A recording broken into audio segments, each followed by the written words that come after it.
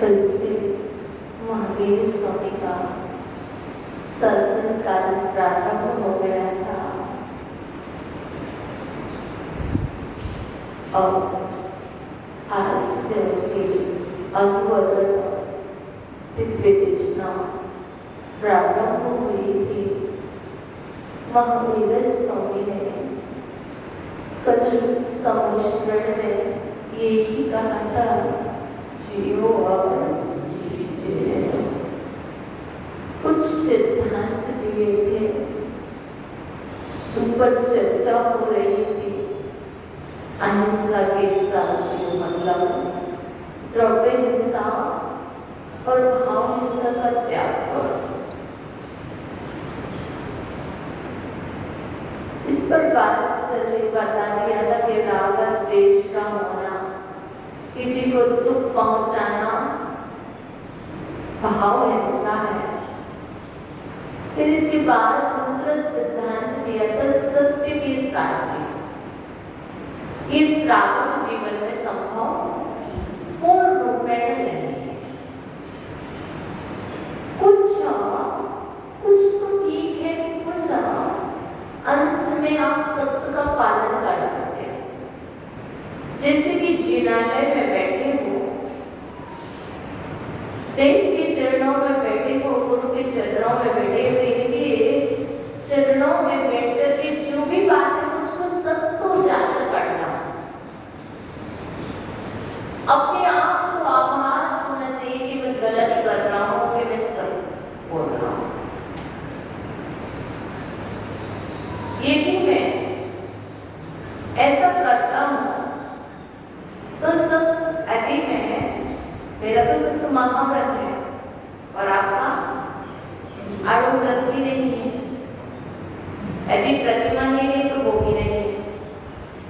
आप ऐसा करेंगे तो आपको पाप नहीं लगेगा।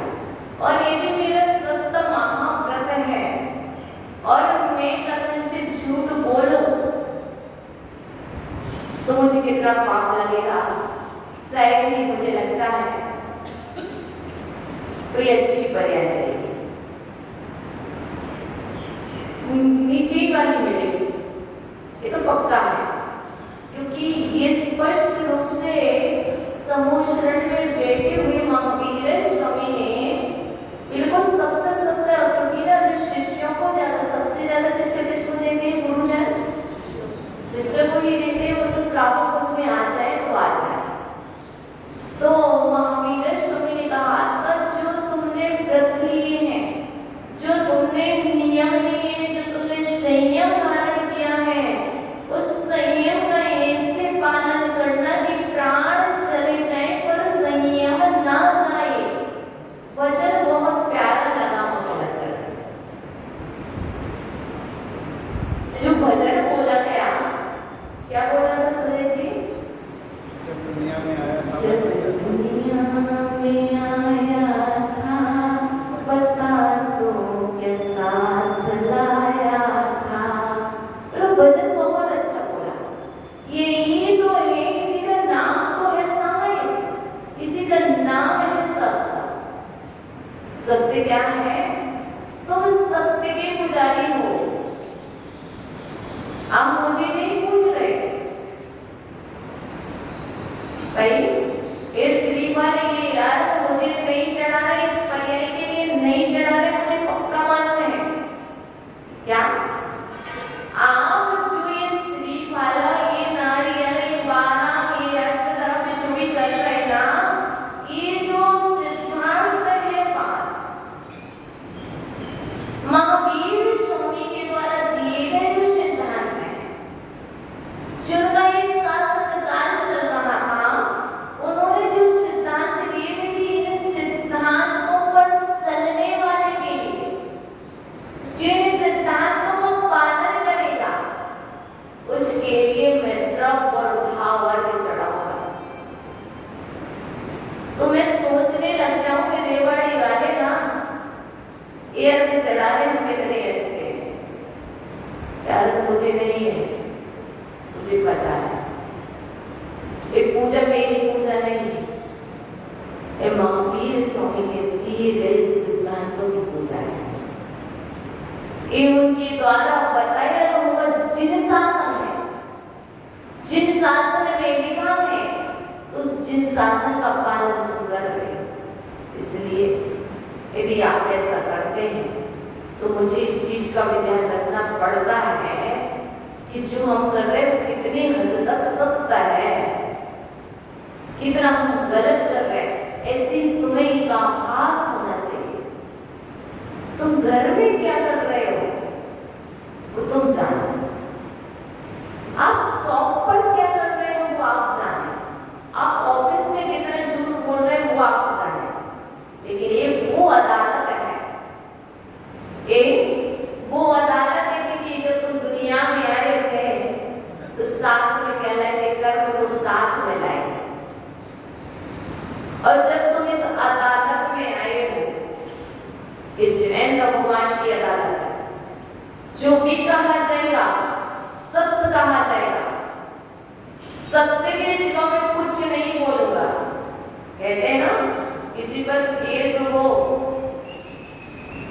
तो हम आपका कहते गीता पर हाथ रख करके कह रहे हैं जो भी कहेंगे सत्य के सिवा कुछ नहीं कहेंगे। हम कह रहे हैं आप किसी के ऊपर हाथ रख के मत कहो, अपनी आत्मा पर हाथ रख के कहो, हे परमात्मा मैं जो भी कहूंगा सत्य कहूंगा।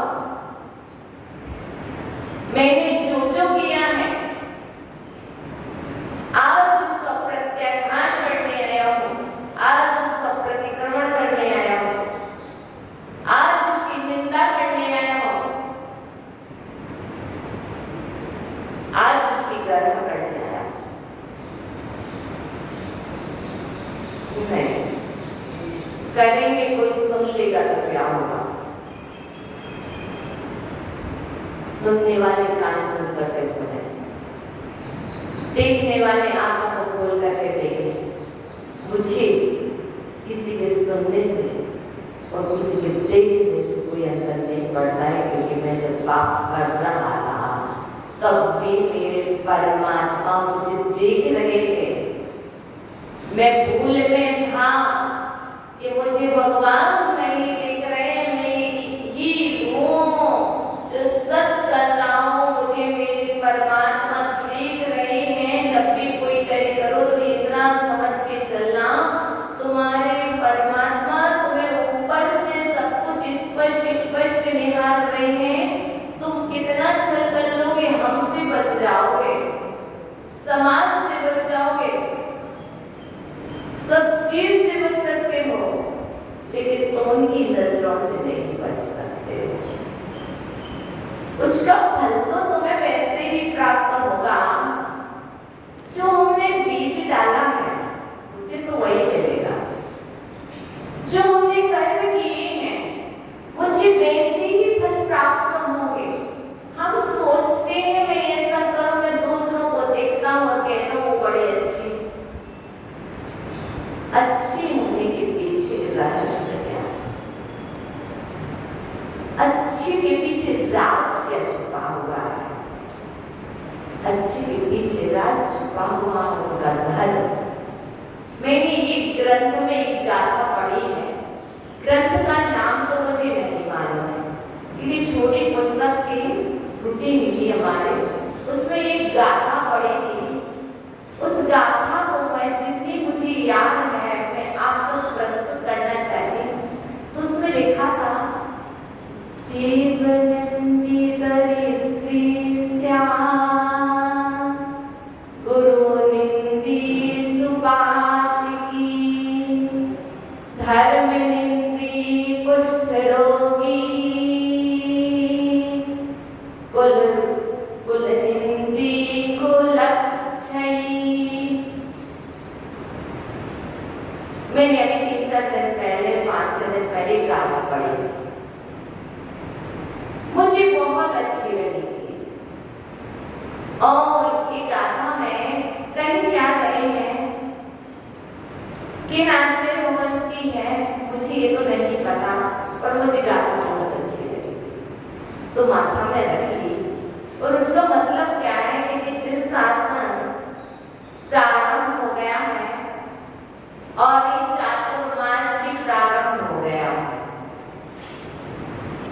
जहां महावीर स्वामी का कल से जिन शासन चलना प्रारंभ हुआ था, वहीं से ये चतुर्मास प्रारंभ होता है। तो यहाँ पर एक बात कहना चाहते हैं, आप दरिद्री तो नहीं हो, आप दरिद्री तो हो नहीं, और यदि दरिद्रता से बचना चाहते हो तो 4 चीजों से बचना। आप दरिद्री हो नहीं, क्योंकि तुम पूर्व के पुण्य लेकर के आए, पूर्व में जो अच्छी कार्य किए उसका पुण्य लेकर के आए, इसलिए आप दरिद्री हो नहीं। और भविष्य में आप दरिद्री नहीं होना चाहते, आप भिखारी नहीं बनना चाहते, तो उसके लिए आश्रय और स्पष्ट रूप से कह रहे देव निंदी दरिद्री जिनेंद्र देव की निंदा करने से दरिद्रता हम नहीं करते हैं, करते तो नहीं हो पर हो जाती है। कैसे? इतना पूजा भगवान तुमने मुझे क्या किया, इतनी की तुम्हारी पूजाएं, उसके बदले में तुमने हमारी इतनी भी नहीं सुनी, क्या है? मतलब तुमने स्वार्थ बस तुमने पूजाएं की, स्वार्थ बस तुमने श्रीमत चढ़ाया था, तुमने स्वार्थ बस दीपक जलाया था। और जहां हमसे निंदा हो जाती है भगवान की, वहां पर आपके जीवन में दरिद्रताएं आना प्रारंभ हो जाती है। यहाँ पर इसलिए स्पष्ट रूप से कहा गया है, निंदा मत करना। दरिद्रता बहुत प्रकार की होती है, धन ना होना दरिद्रता नहीं है। लोगों ने सिर्फ इतना मान रखा है कि जिसके पास धन नहीं है वो दरिद्र है, और हम कहते हैं जिसके जीवन में धर्म नहीं है वो दरिद्र है। जिसके जीवन में धर्म नहीं है महादरिद्री। धन ना हो चलेगा, कोई बात नहीं, और यदि जीवन से तुम्हारे धर्म निकल जाएगा तो तुम महादरिद्री। इसलिए ध्यान रखना। और दूसरी बात, कुछ भावों से होता है, कुछ भावों से दरिद्रता आती है, कुछ द्रव्यों में ऐसे कार्य करते हैं जिनसे भी दरिद्रता आती है। क्योंकि रूटीन में देखती हूँ और देखने में सब कुछ दिख जाता है, क्योंकि आपके मध्य रहेंगे तो आपकी क्रियाएं मुझे दिखेंगी, और आपके मध्य हम रहते हैं तो हमें आपकी क्रियाएं दिखती, और आपको हमारी क्रियाएं दिखती होंगी। क्योंकि 100 पर में एक दूसरे के ऊपर उपकार होता है और दिखता भी है। जो सामने हमको वही तो दिखेगा, जो सामने ही होगा ना भाई, वो कैसे दिखेगा? तो अक्षय भगवान कहते हैं, सच में बताओ कितने लोग दरिद्री बनना चाहते हैं? वो तो नहीं, ये तो मैंने पहले कह दिया, दरिद्री वो तो नहीं, बनना कितने लोग चाहते हैं? बोलो ना, नहीं बनना चाहते तो एक काम करना आज, यदि बनना नहीं चाहते एक काम करना, तुम्हारे घर में जितने भी टूटे बर्तन हो, जितने भी तुम्हारे घर में टूटे बर्तन हो, चट्टे हो, टूटे हो, आज उनको बाहर घर से निकाल देना। कभी भी पूजा देवनिधि, देव की पूजा कभी टूटे बर्तन से नहीं की जाती है। कभी गुरुओं को आहार टूटे बर्तन से नहीं दिया जाता। बताओ तुम्हारे यहाँ कितने हैं? बताओ कुआ वाले कितने हैं? हमने देखे। ना बताओ तो क्या करें? तो तुम ना बताओ तो क्या करें? मैंने देखा, लेकिन इतने दरिद्र लोग नहीं देखे दुनिया में। मतलब जिसे दिख जाए उसे उठा करके तुरंत फेंक देना चाहिए। हम इतने दरिद्र नहीं। क्या? ना चौकी में, ना मंदिर में, ना घर में। टूटे बर्तन सबसे बड़े दरिद्रता के प्रतीक हैं, सबसे ज्यादा अशुभ हैं। और यदि तुम्हारे पास तुम कागज की पत्तल पर भोजन कर लेना, पर टूटे बर्तन में भोजन नहीं करना। तुम कागज की स्पून से आहार ले लेना, पर टूटे बर्तन यूज मत करना। स्पष्टली आचार्य भगवान ने मना किया है।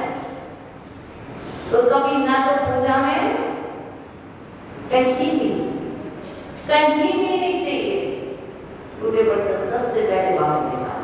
अब तुमने बर्तन तो निकाल लिए, तुमने बर्तन तो निकाल दिए, लेकिन तुमने मन में रख लिया अरे बर्तन लगा बताओ। और जब तक तुम्हारे अंदर प्रभु चलता रहेगा तो तुम धर्म नहीं कर पाओगे। तो बर्तन तो निकाल दिए, लेकिन तुमने नरपन में रख दिया। और तुमने रख लिया और अंदर ही अंदर उस पे कहां से ये माता जी आ गई और ये काम करवा दिए। तुम इसमें लगे रहे तो तुम धर्म भी नहीं कर पाओगे। इसलिए स्पष्ट रूप से कह रहे कि धर्म करना है तो संक्लेश से मुक्त रहना पड़ेगा। और जब तुम संक्लेश से मुक्त रहोगे और जब तुम परमात्मा के चरणों में आकर के पूरी बात को सच सच बता दोगे तो तुम पाप से मुक्त हो जाओगे। और यदि तुम उसमें कुछ छल कपट करते रहोगे, कुछ मिलावट करते रहोगे, क्या कुछ नहीं है, कुछ नहीं, कुछ नहीं, मिलावट करते रहोगे तो परेशान हो जाओगे। एक तो छल किया, मायाचारी, तो त्रियंच गति और स्त्री पर्याय का मतलब वैसे भी स्त्री पर्याय पूर्व मायाचारी का फल है। क्या? एक पूर्व में मायाचारी का फल है और त्रियंच गति के तो सहना पड़ेगा। और यदि इन दोनों पर्यायों से बचना चाहते हो, आपने की नहीं थी पहले और अभी आप कर रहे हो, अभी आपने मायाचारी नहीं की थी, ये पुरुष पर्याय मिले और यदि अब कर रहे हो तो समझने तैयार रहना तो पर्याय प्राप्त होगी।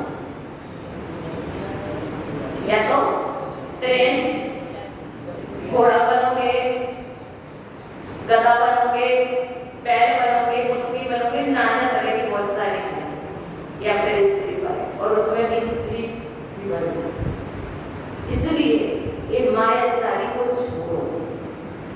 जो है उसको भगवान के दरबार में आकर के स्पष्ट बता दो, भगवान मैंने आज ऐसा पाप किया है, उस पाप से मुक्त होने का राज बता दो भगवान। गलती हो गई है और गलती का मुझे एहसास भी पूरा हो गया है।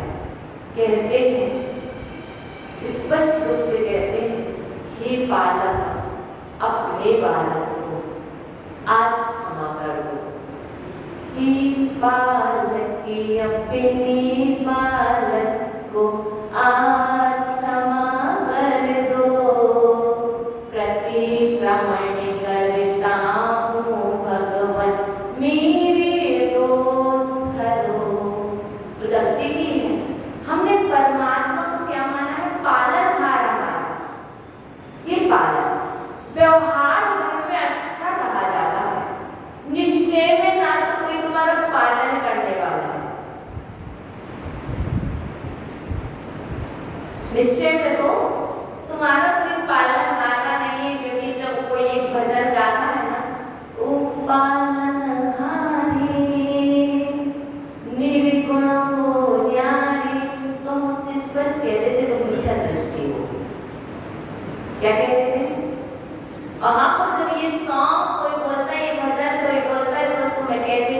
मत बोलो, मान ले लो, तुम नमोकार मत बोलो। क्यों? वो पालनहारी नहीं। और वहां पर हमें दृष्टि समझना है। लेकिन यहाँ पर प्रत्यात्म की पुष्टि इसलिए होती, कहते हैं निर्गुण होने वाले, क्योंकि हमारे भगवान निर्गुण नहीं है। आप तो भक्ति में इतने बह जाते हो कि आपको पता ही नहीं चलता कि अपने परमात्मा से क्या बोल रहे हो। आप अपने परमात्मा की कितनी निंदा कर रहे हो। बताओ, ये निंदा नहीं है तो क्या है? और हम तो स्पष्ट कह रहे, तुम निंदा ही तो कर रहे हो अपने परमात्मा की। निर्गुण हो गया।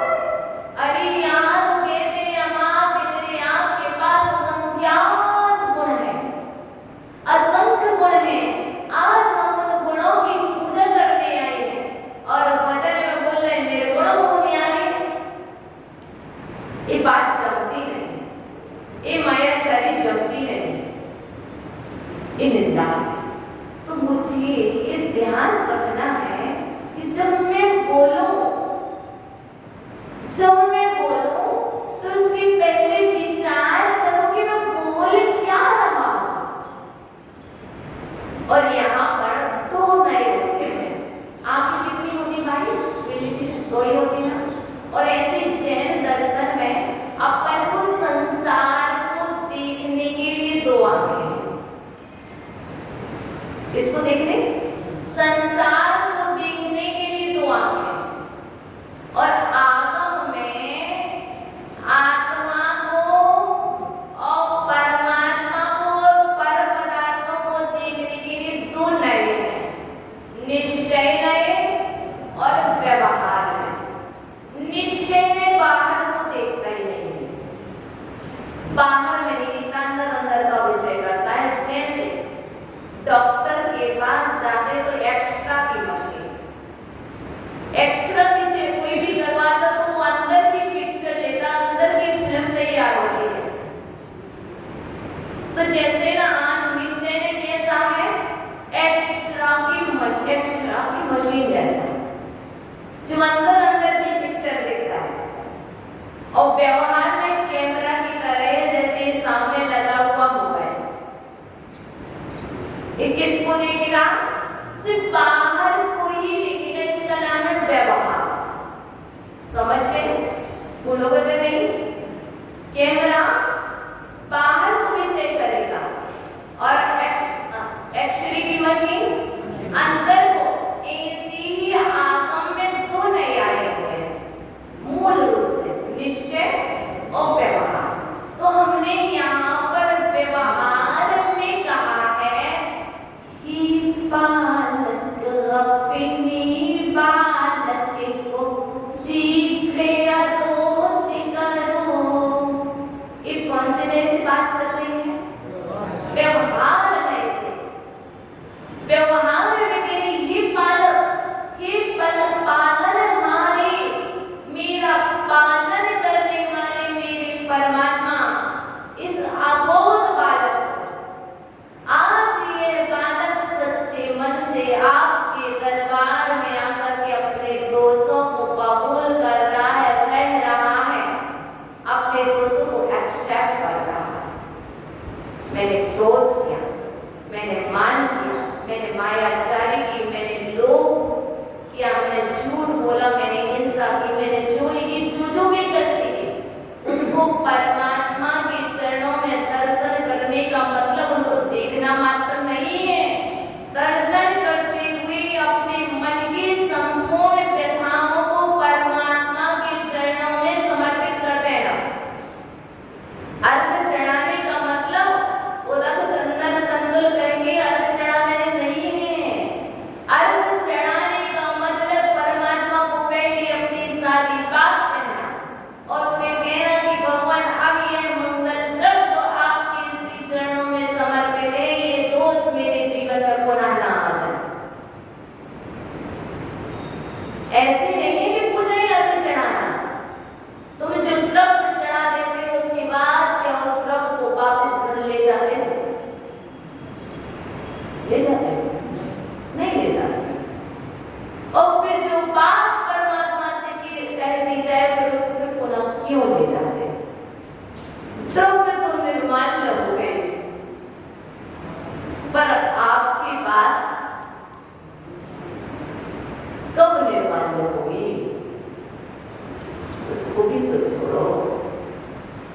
संकाल प्रारंभ हो गया है, चतुर्मास प्रारंभ हो गया है। जब तक तुम ये नहीं छोड़ोगे, जब तक जीवन में परिवर्तन नहीं आएगा, तो कोई लाभ नहीं, कोई लाभ नहीं। जहाँ थे वहीं बैठे रहेंगे और ऐसे ही चलता रहेगा। तो हम आपको बता रहे थे कि 9 बज चुके हैं, ज़्यादा समय मेरे पास है नहीं। देव निंदी दरिद्री साहब, गुरु निंदी पातकी।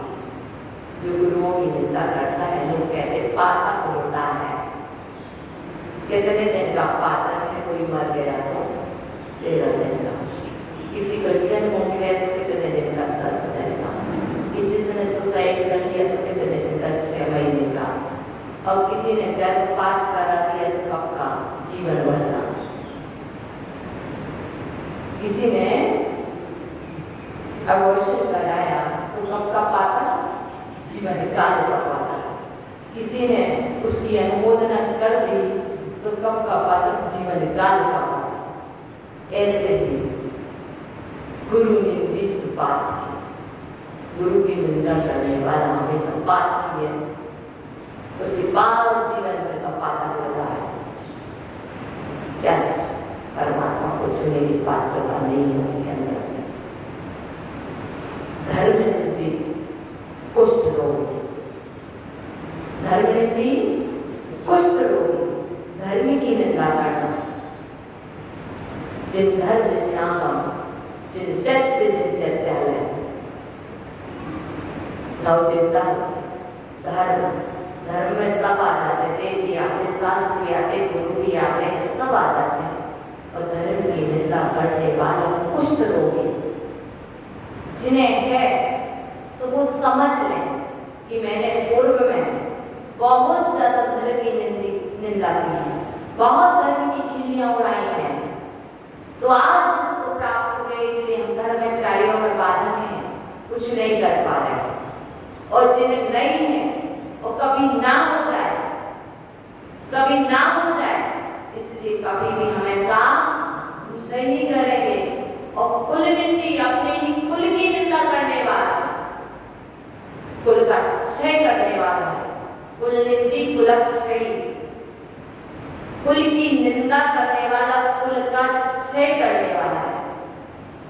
जो अपने कुल की निंदा करेगा, किस कुल में जन्मे हो, ये महावीर का कुल है, ये महावीर का वंश है।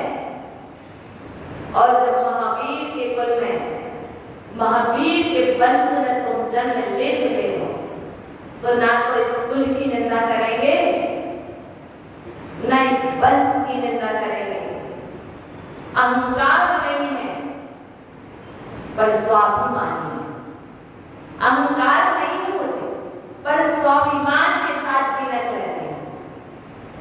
मैं पीर की वंशज, अहंकार की पुष्टि के लिए नहीं कह रहे, अपने धर्म के लिए मरने मिटने वाले हैं। जिस धर्म में हमें जीना सिखाया, जिन शासन काल में हम जी रहे हैं, वो कोई और नहीं, वो मेरे परमात्मा है। और उन परमात्मा की निंदा करना, उन परमात्मा की कुल पर आरोपित करना, दोष लगाना मेरे से नहीं होगा। मैं अपने कुल का वर्धन करने वाला हूँ, कुल का ह्रास करने वाला नहीं, कुल को क्षय करने वाला नहीं हूँ। इसलिए हमें अपने जीवन में गुणों से भरना है।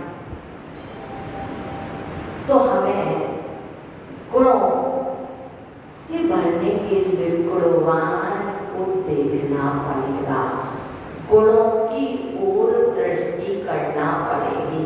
देखो, आंखें तो सबको विषय बनाएंगी, कान तो अच्छे और बुरे शब्दों को विषय बनाएंगे, पर मुझे इस स्वयं निर्णय करना है कि देखना मुझे क्या है। जो देखना नहीं है तो आंखें बंद कर लेना, जो सुनना नहीं है तो सुनने के बाद भी प्रधान जी नहीं सुनना, हिंदू आ जाए, सुनने के बाद भी नहीं सुनना, क्यों? बिंदु आ जाए, मतलब दर्शना बढ़ने का तीव्र हो जाए। इसलिए हमें पूरी पूरी सुनना है। नींदू आए तो आए, कैसे पानी के कलसी भर के रखेंगे जबकि नींदू आई पानी लगा है। क्या?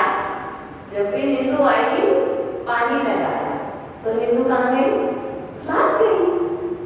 और यदि नींदू आई तो एक तो देख नहीं पाएंगे और एक तो हमें जो सुनना था वो हम सुन नहीं पाएंगे।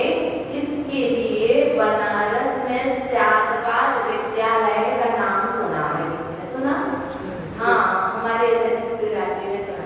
वहाँ पर जो पहले स्टूडेंट हुआ करते थे, वहाँ की एजुकेशन जो होती थी कैसी होती थी पता है?